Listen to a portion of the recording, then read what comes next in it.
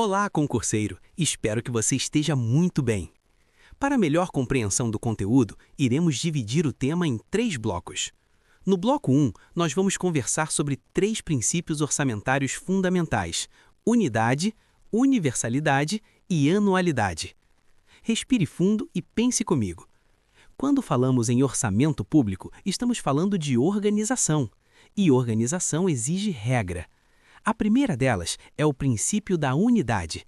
O que ele quer dizer? Que cada ente federativo deve ter um único orçamento. União tem um, Estado tem um, município tem um. Tudo consolidado em uma única lei orçamentária anual, como determina a Constituição Federal de 1988, no artigo 165. Mas, professor, existem vários tipos de orçamento dentro da União. Sim, existem o orçamento fiscal, o da Seguridade Social e o de investimento das estatais. Porém, todos integram uma única lei.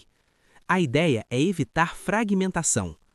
Imagine uma casa onde cada morador faz um orçamento separado, sem conversar com os demais. Um paga a internet, outro faz compra, outro assume prestação de carro, mas ninguém soma tudo. O resultado é descontrole. No setor público, isso não pode acontecer. A unidade garante visão global e facilita o controle pelo Poder Legislativo e pelos tribunais de contas. Agora vamos ao princípio da universalidade. Aqui a lógica é simples e muito cobrada em prova. Todas as receitas e todas as despesas devem constar na lei orçamentária anual. Nada pode ficar de fora. Se o Estado arrecada imposto, taxa, contribuição ou qualquer outro ingresso público, isso precisa estar previsto. Se vai gastar com saúde, educação, infraestrutura, também deve estar ali autorizado. Pense na sua própria organização financeira. Se você recebe salário extra e não anota, ou se faz uma despesa sem planejar, depois não entende porque o dinheiro sumiu. No orçamento público é a mesma coisa. Universalidade significa transparência e controle total. E fechando este primeiro bloco, temos o princípio da anualidade. O orçamento vale por um exercício financeiro, que no Brasil coincide com o ano civil. Começa em 1º de janeiro e termina em 31 de dezembro. Todo ano é preciso aprovar uma nova lei orçamentária. Por que isso é importante? Porque a realidade muda, a economia muda, as prioridades sociais mudam. Assim como uma empresa revisa seu planejamento a cada ano, o Estado também precisa reavaliar receitas e despesas. No próximo bloco, vamos aprofundar 2 princípios que garantem organização e clareza dentro da própria lei orçamentária. Bloco 2. Dando continuidade ao nosso raciocínio, agora vamos falar sobre o princípio da exclusividade e o princípio do orçamento bruto. Primeiro, exclusividade. A Constituição Federal de 1988, no artigo 165, parágrafo 8º, determina que a lei orçamentária anual não pode tratar de assunto estranho à previsão da receita e à fixação da despesa. Em outras palavras, orçamento é para falar de arrecadação e gasto, só isso. Existem 2 exceções. A lei pode autorizar a abertura de créditos suplementares e contratação de operações de crédito, inclusive por antecipação de receita. Fora essas hipóteses, nada de misturar assuntos. Por que essa regra existe? Imagine que no meio do orçamento fosse incluída uma norma sobre organização administrativa ou alteração de cargo público. Isso desviaria o foco e dificultaria o debate adequado. A exclusividade mantém o orçamento limpo, objetivo e transparente. Agora pense comigo.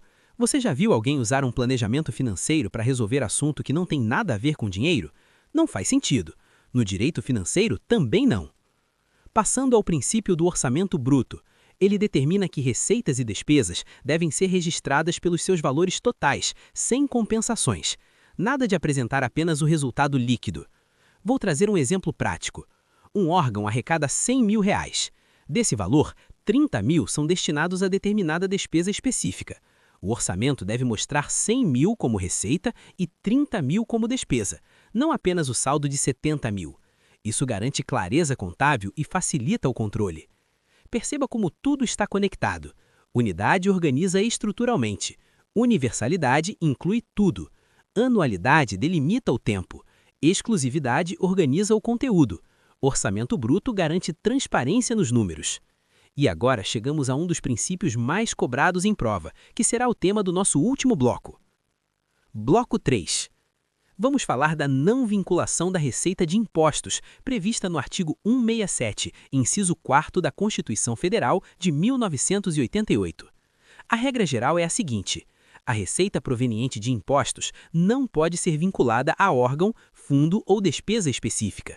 Isso significa que o dinheiro arrecadado com impostos deve poder ser utilizado conforme as necessidades públicas mais urgentes. Pergunta importante: por que essa flexibilidade é necessária? Imagine que toda a arrecadação de determinado imposto estivesse obrigatoriamente destinada apenas à construção de escolas. E, de repente, surge uma emergência na saúde pública. O gestor ficaria engessado. A não vinculação permite adaptação. Mas atenção, a própria Constituição traz exceções. Há vinculações obrigatórias, como os percentuais mínimos para a saúde e educação, além das repartições constitucionais de receitas entre os entes federativos. Essas exceções são expressas. Em prova, a banca pode perguntar se toda receita pode ser vinculada. Se for imposto, a regra é que não pode, salvo previsão constitucional específica. Esse detalhe costuma decidir questão. Observe como os princípios orçamentários formam uma engrenagem. Eles estruturam, organizam, delimitam, dão transparência e garantem flexibilidade responsável na gestão pública. Quando você entende esses princípios, passa a enxergar o orçamento como um instrumento de planejamento e controle, não apenas como uma lei formal. Aqui terminamos mais um bloco. Até o próximo. Se gostou, inscreva-se, curta o vídeo e ative o sininho.